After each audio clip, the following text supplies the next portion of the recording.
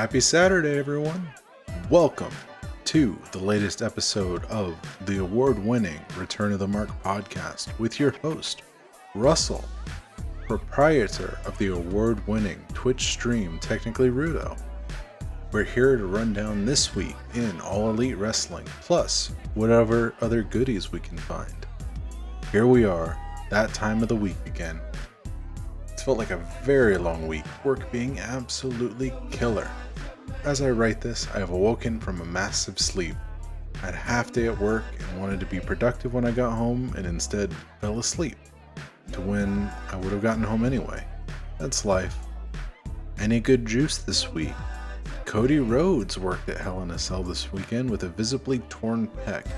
I'm talking horrific bruising, swelling, the whole thing. I don't approve of guys working when they're too hurt, and this was hard to watch. I know the phrase responsible promoter would never be used to describe Vince McMahon, but no responsible promoter would have let him go out like that. But Cody's Cody, and Vince is Vince. And I'm sure Cody insisted, and Vince said, if he says he can do it, he can do it. Just the same, I wouldn't have done it. What else is there? I feel like something, but I forget. Self-note to come back and update if I figure it out. At any rate, it's time for Dynamite. We're starting hot with the Casino Battle Royal. This is a tough one to call because on one hand, a lot of great talent who, from a match perspective, I'd love to see face Jon Moxley.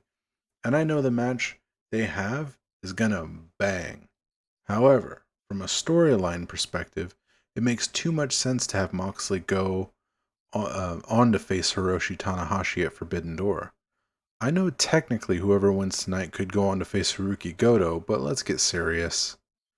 Anyway, actually, now that I've made such a hard call, I hope Goto wins, because this episode will come out the day before that match happens, so if Goto does win, I'll look like a huge asshole. That would be funny. I'm going to go ahead and just talk about the release order real quick, because Battle Royals are hard to do spot by spot. We get Tony Nese, Daniel Garcia, Lance Archer, Darby Allin, Eddie Kingston, Ricky Starks, Jake Hager, Ray Fenix, Swerve Strickland, Keith Lee, John Silver, Konosuke Takeshita, Max Caster, Colton and Austin Gunn, Powerhouse Hobbs, Bobby Fish, Kyle O'Reilly, Dante Martin, Wheeler Yuta, and finally, Andrade El Idolo as the Joker. This match was real fun. One thing I like about AEW is when they do these battle royals, they take real good care to put them together well. We had teams properly teaming up, alliances made based on mutual enemies and past friendships, and some proper wrestling exchanges whenever the ring clears up enough for an opening. A whole lot of cool stuff came out of this match. Swerve Strickland turned on Keith Lee and later betrayed Darby Allin. Keith looked furious outside, while Strickland had a look of, hey, it's every man for himself, what are you gonna do?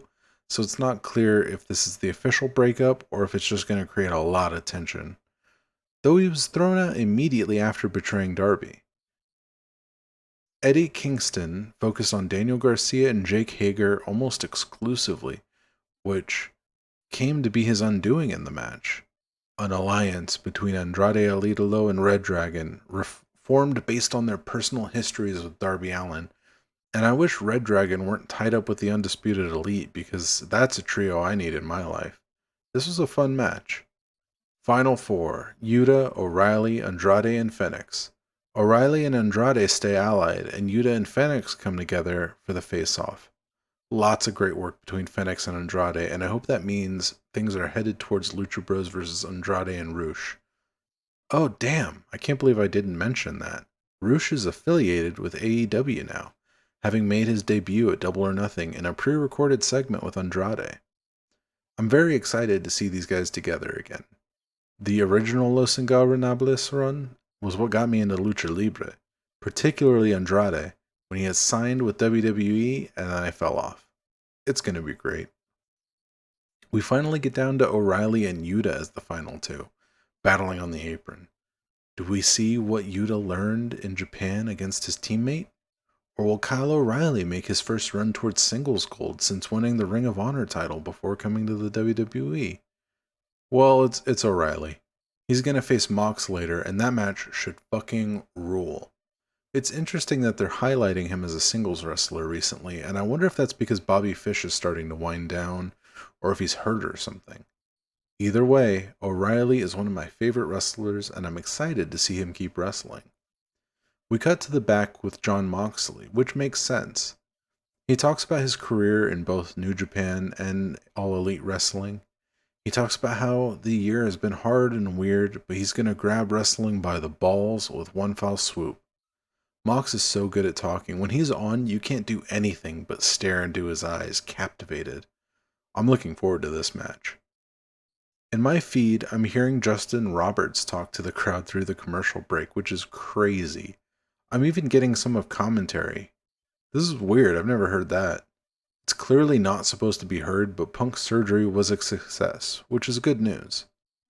We get a promo for the brand new AEW All Atlantic Championship. It's supposed to be an intercontinental type belt, and I typed that not realizing what I said. There's going to be qualifying matches leading to a four-way at Forbidden Door. Buddy Matthews vs. Pac, Ethan Page vs. Miro, Penta Oscuro vs. Malachi Black, and a to-be-announced New Japan match that will be held. The winner's moving on to Double or Nothing. This is kinda neat. The belt looks good, I just don't totally understand it.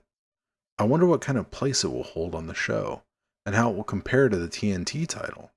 I hope it's like what the IWGP Intercontinental title, where the holder is like the number 2 guy and can headline a show where the heavyweight champion doesn't have to, and not like the WWE Intercontinental title, where the holder isn't on the show. Jokes aside, the equilibrium of the titles is now weird, and we'll just have to see what happens. But before we see that, we have to figure out who's going to be in the match, huh? Buddy Matthews versus Pac is up next. Let me tell you, I started straight up salivating when I saw this on the card. Buddy Matthews is out first with the House of Black showing up in silhouette, but they slunk back into the shadows, and God, it looks so cool. Pac is out next, and they're staring bullets into each other. Pac is again unaffected by the black mist from Julia Hart. I was wondering if it would be like a baby rattlesnake thing, where she just learned how to do it. But it may be that Pac really is just a maximum bastard already. We get some real good, real quick wrist lock and side headlock takeovering and a face-off. The crowd has kind of been quiet so far, but battle royals are kind of visually overwhelming, and they're starting to wake up as it goes on. Pac telegraphs a suicida but jumps out to the other side as Matthews gets back in. The two agree to fight outside, and Pac throws him over the timekeeper's table.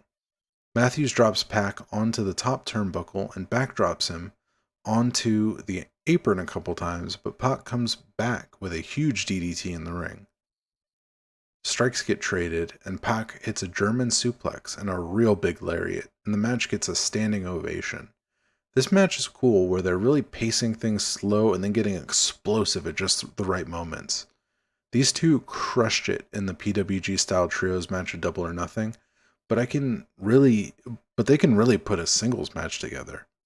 Pac gets a poison rana, and the match gets another standing ovation as he hits the Black Arrow to move on to Forbidden Door. This match was excellent, and I definitely say go out of your way to watch. Lucha Bros run out to celebrate with Pac as House of Black meet with Matthews at the top, and we see some stare down as things are clearly not over between these groups. On one hand, I want the feud to end. Let me take a sip of my soda. Hold on.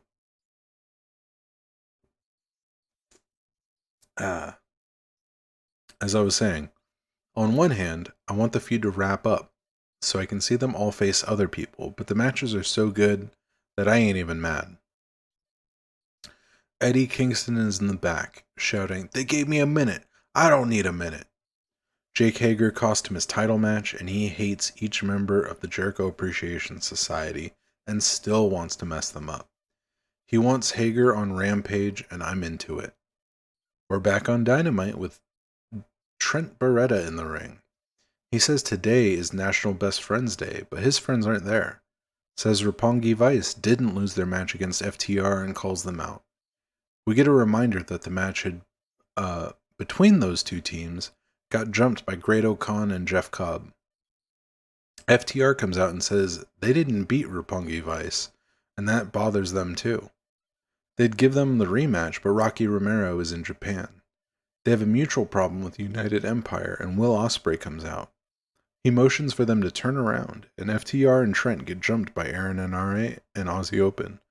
They fuck up everyone and stand tall. So I gotta think Forbidden Door is gonna come down to United Empire versus FTR, Roppongi Vice, and Chucky T, I guess?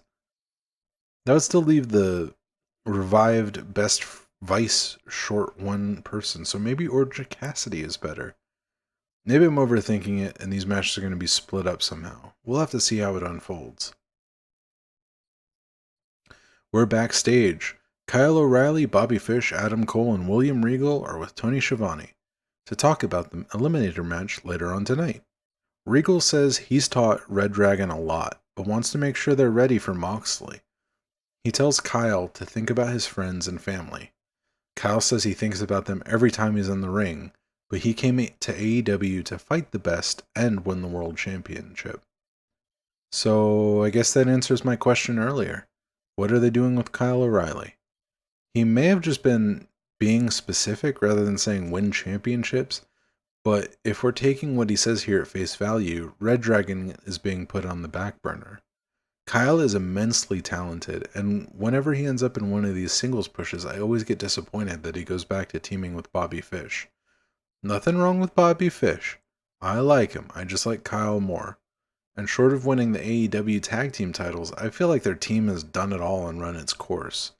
They've been together, except for a short stint in NXT, but NXT don't count, for 10 years.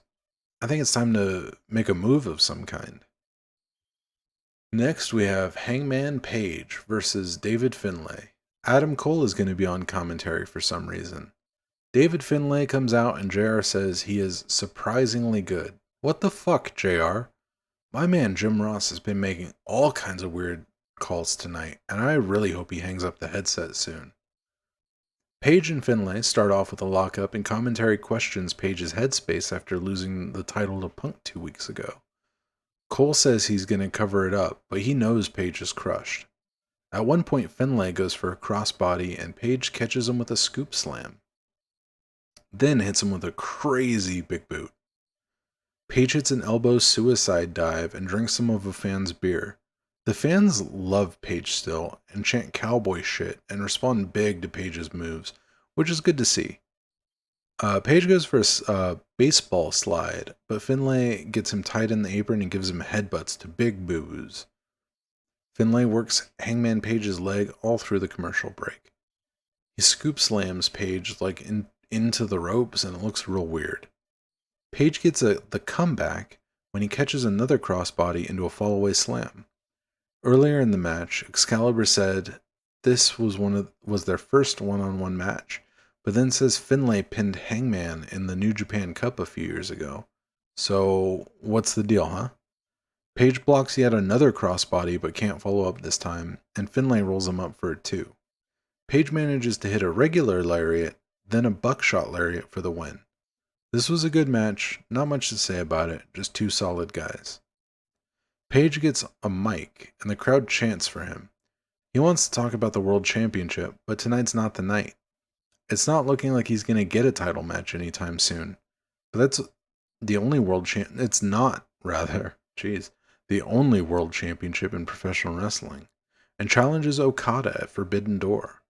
Cole interrupts him to say Jay White may be IWGP World Champion by the time Forbidden Door comes around. Page isn't champion anymore, but Cole won the Owen Hart Foundation tournament, so he deserves a title match. Boom. Stare down. If this means we're going to get another match between these two, I say neat. Their last 2 matches were great, and I have no reason to think the next one wouldn't be too. Nice big TV match leading into Forbidden Door. I dig it. We see backstage that earlier Thunder Rosa had put out an open challenge for her AEW Women's World Championship, and it was answered by Marina Shafir. So that's why we're getting that match. Oh, that was the thing I forgot earlier.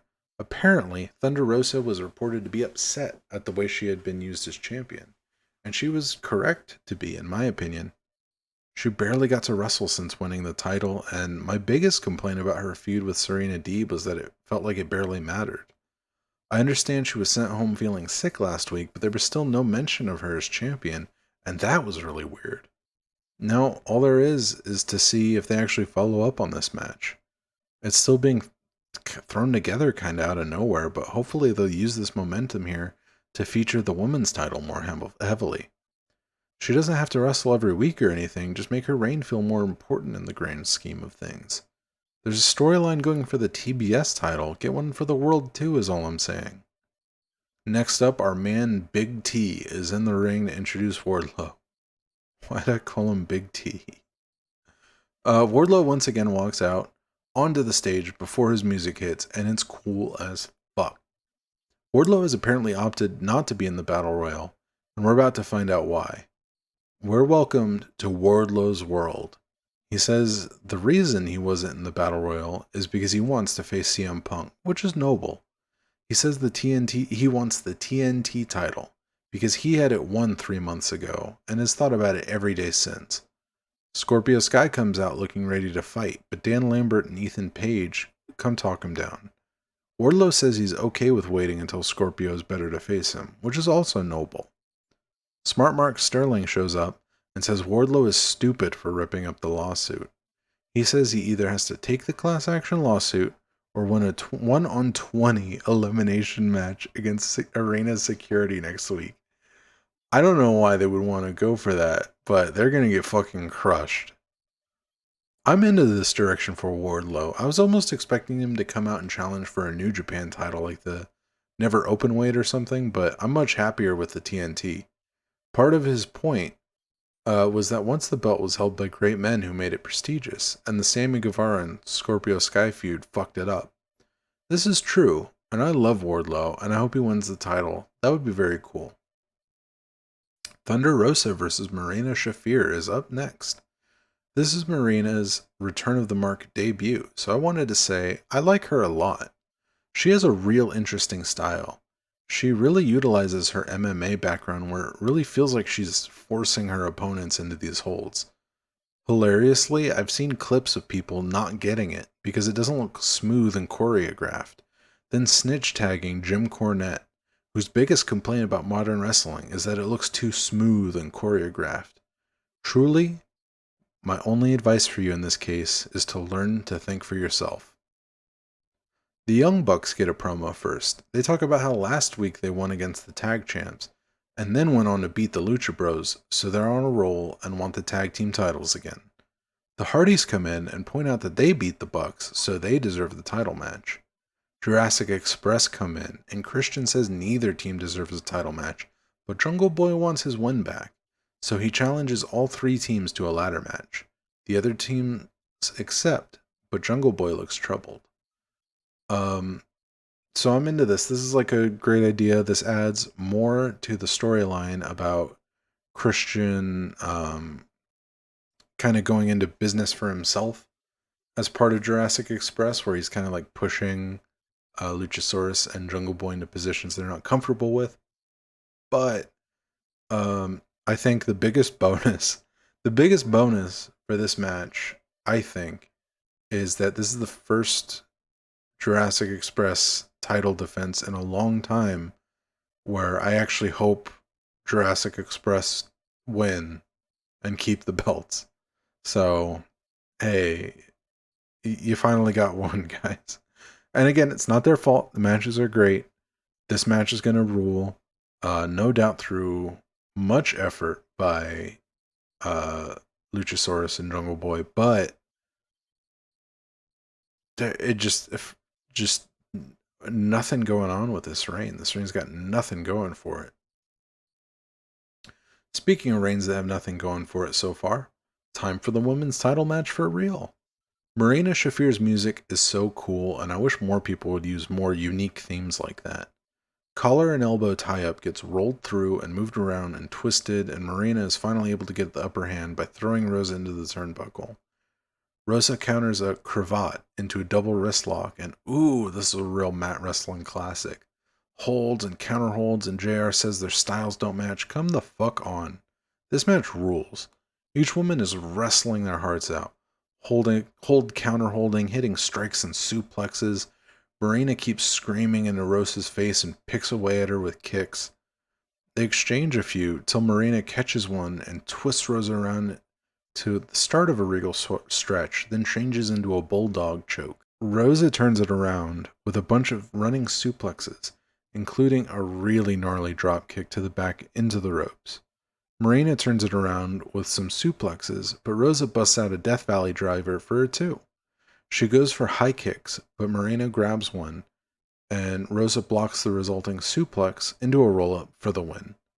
As Rosa thanks the crowd, Marina jumps Rosa and locks in a crazy lock, apparently called the Gradient. Toni Storm comes down and makes the save, and they fight Marina off. Tension pops in when Storm picks up the world title and hands it to Thunder Rosa, holding on to it for just a little too long. See, this is what the fuck I'm talking about, just having a clear direction for where things are gonna go. I understand the point of the TBS and TNT titles, and probably the All-Atlantic title is going to is going to make the world titles feel a bit more exclusive. And I think that worked for Hangman, but Thunder Rosa is really the type of wrestler who should be having a fighting champions reign. I'm into it. Match was great, competitive and gritty. I'm probably going to end up my match of the night. We're backstage with Jade Cargill, the baddies, and Stokely Hathaway.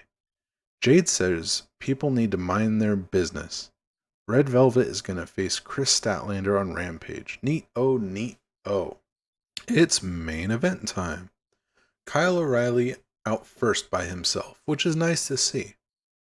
We get a recap of Kyle's recent wins, and damn, this dude has been on a tear. Showing his Owen Hart Foundation matches, they were all great. I think it's almost unfortunate how telegraphed Moxley's win here is. William Regal is on a sick one on commentary. I already recommend this match based on that. But now that the match has gone on, I can no longer recommend the match just based on that. Not that Regal got bad, the match was just insane. Violence, struggle, grit. I think Jon Moxley is one of the best, at least in America, professional wrestlers active right now, and Kyle O'Reilly is in that discussion. These two wrestled like it. I said that it's unfortunate that Mox's win was telegraphed, but Kyle made the absolute most of his time tonight. 1000% watch this match. I had a hard time writing about it. I almost just wrote a note saying make pleasure noises. This shit is what wrestling is all about. Overall, an absolute killer episode of Dynamite. Every match was great, with a few solid candidates for overall match of the night. Up until the main event, Dragon screwed it through the ropes. The lineup for Rampage looks awesome. If last week had shaken my faith in AEW's direction, this week is reassured and then some. But here at Return of the Mark, even though we may mainly cover AEW, I don't want to get lost in the sauce. We're leaving AEW for now. Hell, we're leaving the country for now. That's right, longtime fans. It's time for the award-nominated segment, Bonus Match. Going way south, and I mean way down. AAA Campeonatos de Parejas. Los Hermanos Lee challenge FTR. I know with FTR in this match, we're not going too far away from AEW, but hear me out. Dragon Lee and his brother Jalisco, aka Mystico Dos, aka Dragon Lee Primero. That was fucking corny. Cash Wheeler and Dax Harwood. Now there's a tag match. Here's actually a really fantastic example of why you want to check out other companies and especially other countries. FTR are running totally different characters, still bad guys for one, different gear with the long tights and being accompanied by Vicky Guerrero, and Dragon Lee and Dralistico are two excellent wrestlers. Dralistico doesn't seem to show up in the US much as far as I know, but Dragon Lee has had his runs in Ring of Honor and New Japan Pro Wrestling. Aesthetics aside, the match here has a totally different vibe. There's a lot more leaning into the drama and playing to the crowd. The match starts off with a lot of appeals to the crowd, which, as I understand, both teams are rudos, as I am technically, which is their term for bad guys. Things heat up pretty quick though, with the fundamentalist styles of FTR clashing with the more daredevil style of Hermanos Lee. Lots of great stuff in here. I was watching the YouTube version uploaded officially on Triple L's YouTube channel, and I definitely recommend it. I'm not going to do a full play-by-play as I don't have my work from work set up there yet. Actually, I don't know if I'm going to do a full play-by-play for the bonus match as a rule. There are no rules, and that's the beauty of it. Check this one out. But it's Friday. You know what that means. Time for Rampage. One thing I fucking love about Rampage is the opening bell starts about 8 seconds into the broadcast. First match is already in the ring. Let's fucking go. We're starting off with Eddie Kingston versus Jake Hager. As the two men start trading blows, we get a recap of Anarchy in the Arena match, including the now iconic Bloody Kingston. Kingston almost pulls Hager's fight shorts down that look ridiculous, as Hager keeps him down. Their pink tiger stripe with presumably legit sponsors. Hager is just an odd-looking man. It's not his fault, though. Hager is just dissecting Kingston, though. Kingston will throw a chop every now and again, but Hager's working Kingston's midsection over with strikes and stretches. Finally, a weak chop seems to wake Eddie up, who drops the straps and chops Hager down to size, but eats a belly-to-belly suplex. Kingston ends up squeezing Hager's nuts for a quick advantage, but gets struck down. This is a good story that while Hager is more technically gifted, he's not strong enough to overcome the fight in Kingston's heart. Inspiring stuff. Kingston hits the machine gun chops in the corner, but Hager gets the senton.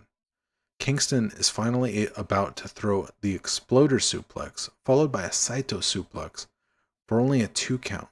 Taz compliments the strategy, which is kind of funny. Kingston goes for the spinning back fist, but Hager ducks, hits a double leg, and gets an ankle lock, but Kingston makes the ropes. Hager is getting frustrated now, and just starts beating Kingston in the corner without form, and Kingston is able to grab a power bomb while receiving the 10 count punch. Kingston hits 2 consecutive spinning back fists, and Kingston gets the win. Good ass match. Like I said, Hager had a more quote unquote technique base, but he couldn't overcome the fight in Kingston. Got frustrated, and that gave Kingston the opening he needed to his own devastating offense. Very solid. We're backstage with Tony Schiavone, Britt Baker, and her crew. Britt doesn't like that Toni Storm put her hands on the women's title last Dynamite. Says Tony can't cut the line ahead of Britt or Jamie. So I suppose Storm versus Baker is still a thing. I suppose it's not the worst idea to have Storm definitively beat the women's champion, or the former women's champion that is, to show she's ready to take the current women's champion. They could also have a big ol' 3-way. Britt never got a rematch, and has a lot of momentum after winning the Owen Hart Foundation tournament. I wonder if this would happen at Forbidden Door, or if they have other plans for the women that night. Either way, should be cool. Another quick video package about Jericho versus Ortiz in the hair versus hair match next week. Ortiz says he should have seen sooner that Jericho couldn't have gotten as far as he did without being a bastard, and can't wait to wound Jericho's pride by taking his hair. I'm interested in where this match goes. Jericho's got a bit of a patch working up, and I wonder if this is just his way to embrace it. On the other hand, I think Ortiz would look good bald too, so that would work. I like the Luchas de Apuestas stipulation. It adds a lot more fight for pride juice into a feud, even though losing my hair doesn't bother me because I grow out and shave my head all the time. I gotta think at this point Jericho gets it and is gonna take the loss though. Next up, we're seeing Jay Lethal and the debuting Satnam Singh. I truly don't know anything about this dude other than the beatdowns he's been laying on Samoa Joe recently, and this is billed as his first pro match, so let's see how the fella does. I won't count him out because AEW is a bit more thoughtful, but I'm just so used to guys like this going nowhere. Jay Lethal starts out against our red-clad local guys, but immediately tags in Satnam. We get a knee lift and then the shush chop in the corner. Partner runs in and through a double clothesline hits a crossbody on both of them. He tags in Lethal and holds them up, so Lethal can hit a double lethal injection. They then put the boots to our local boy's medium style before Satnam hits like a spinning outsider's edge. That looked cool as hell. Our guy here hit a grand total of 4 moves. 2 being giant staples with the knee lift and the shush chop. But I give him massive points for the crossbody. That outsider's edge thing was pretty damn great though. We're still gonna have to wait and see what the dude ends up being really all about. We're backstage, where Hook and Danhausen were supposed to be interviewed, but they're nowhere to be found. What do you know? Danhausen comes up in a golf cart. Danhausen feels good about winning at the pay-per-view. Nair wonders where Hook is, and Dan drives off, and Hook drives up in a fucking absurd camo golf cart thing, then drives off. This Hookhausen stuff is not something I'm really into, to be honest. I'm not one for the goofy stuff, but I gotta figure Hook is still too inexperienced to really let loose with being a suplex badass. He's gotta have somewhere to go, and I get it. Now that things are wrapped up with Tony Nese and Smart Mark Sterling, we have to get these guys in the ring again, though. Doing something else soon. Red Velvet and the Baddies are out to face Chris Statlander. Velvet tries to jump Stat, but just gets fucking power slammed on the floor. Then press slammed onto the fucking apron. Oh shit. Velvet tries to run outside to get reassured by the baddies, but Statlander comes in for the attack. Velvet jumps on her back for a sleeper, but Stat climbs the top rope and snapmares her into the fucking ring. Stat goes for a stalled vertical suplex, but Velvet wiggles out and goes after Stat's leg, taking over. Velvet hits a sick backstabber but Stat makes a comeback that gets cut off with a sidekick. Cut back from commercial with trading blows, and then Statlander does a choke bomb into the corner, and just beats away with various strikes. Statlander does a big spinning blue thunder bomb, but only gets a 2. We trade O'Connor rolls, but Statlander rolls through and hits a rolling German and Fisherman's Buster for another 2 count. But we get a great ovation from the crowd. Velvet hits a double knee on the rope, a springboard cutter, and the just dessert, but gets a 2 count. Stat blocks a corkscrew kick and punches the fuck out of Velvet. Hits Friday Night Fever for the win. Kiera Hogan immediately in to jump Statlander, who rolls outside only to be hit with a pump kick by Jade Cargill. Anna Jay runs out for the defense, but quickly gets overwhelmed herself. Athena's music hits, but by the time she gets near the ring, she gets pulled back by officials as the baddies taunt her in the ring. I like the baddies, but this feud feels kind of one-sided so far, with the baddies taking losses against Statlander and Athena. Now that I think about it, it's kind of weird that the undefeated Jade Cargill would bother hanging around these guys who can't get a win. I get what they're going for. It's 101 stuff. Bad guys lose, but stand tall anyway when they get their sneak attack. But I'm looking for a bit more development, especially considering how much charisma Jade and Stokely Hathaway have. This one's still early in the oven. We've barely finished preheating, but your boy is hungry. That's true, I am hungry. We get a package recutting the promo that played right before Miro's return against Johnny Elite last week. I sure hope this fella fulfills his goal to kill God. We then join Men of the Year backstage as Ethan Page is asked about facing Miro next week. Ethan isn't impressed by Miro blaming God for his losses. He says he's going to win the All-Atlantic Championship, and then Miro will pray to Ethan, which doesn't make any sense. It'll be a neat match most likely, but I want Miro to cream this twerp. But enough adieu, it's time for the main event.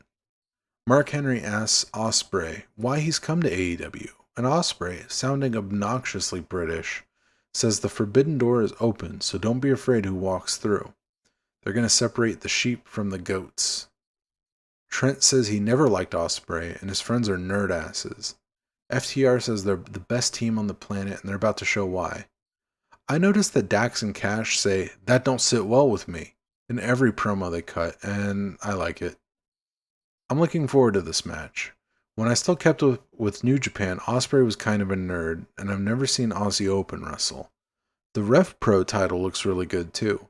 The last design was based on the Never Openweight title, Good looking belt in its own way, but it's not a good look for your main belt to look like the 4th tier belt for your associated league. I'm also a huge fan of Trent and FTR, so I'm looking forward to this team. Dax Harwood and Ospreay start, and the crowd is pretty evenly split. A chop to Dax causes him to spit his gum out, which is caught by Cash. Cool, but gross. Ospreay is clearly not taking his opponent seriously, and Cash is able to capitalize, but Ospreay is able to wrestle out each time. Trent comes in against Mark Davis. Trent is able to wrestle around him, but Davis is too powerful and he is able to cut Trent down. Big schmoz happens and our good guys send the United Empire outside and Trent hits the SI moonsault on Ospreay. It looks like Trent hurts his ankle and he's not able to capitalize, and United Empire take back over. Excuse me. We get dueling Let's Go Ospreay FTR chants while Trent gets picked over, which really hurts my feelings. Trent finally gets the tag on Dax and Dax goes fucking nuts throughout winning United Empire. This is just the damnedest hot tag I've ever seen. It fucking rules.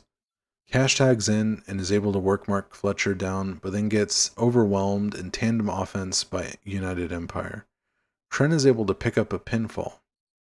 Or break up a pinfall, that is. Ospreay hits the Oscutter for the 2, and after some schmozzing, Trent tags in to take on Mark Fletcher, while Ospreay hits a planche on FTR. Back and forth, Trent hits the Strong Zero on Fletcher for the win. Great match, especially as a showcase for the United Empire, as they got a lot of offense in. It's shaping up to be FTR versus Aussie Open at Forbidden Door. I wouldn't be mad. So that was Rampage. Match of the night was Red Velvet versus Chris Statlander, and match of the week was Kyle O'Reilly versus Jon Moxley. Everything was good though. There's nothing really bad or anything. Actually, while I typed that, I remember the Lethal and Satnam Singh match, which had already evaporated from my brain by the time the show ended, so I guess maybe that. I also didn't care for the Hookhausen bit, but I digress. Here are the matches announced for the very special episode of Dynamite, Road Rager. Chris Jericho versus Ortiz, hair versus hair. Wardlow versus 20 Arena Security, elimination handicap match. Ethan Page versus Miro, All Atlantic Championship qualifier. Jurassic Express versus the Hardys versus the Young Bucks, ladder match for the AEW World Tag Team Championship. That sounds like a fucking insane show. Like there's probably going to be like 1 or 2 more matches and definitely a lot of segments, but that just top to bottom, these announced matches all sound sick. So I'm excited for next week. And that's all there is to it. I hope Jericho loses his hair, Wardlow kills the Arena Security, and for once I hope Jurassic Express successfully defend their titles. Will all that shit happen? Well, I'm Russell, proprietor of the award-winning stream, Technically Rudo, and host of this show right here, Return of the Mark. And I thank you for joining me. Sincerely, I appreciate it. And I'll see you next time.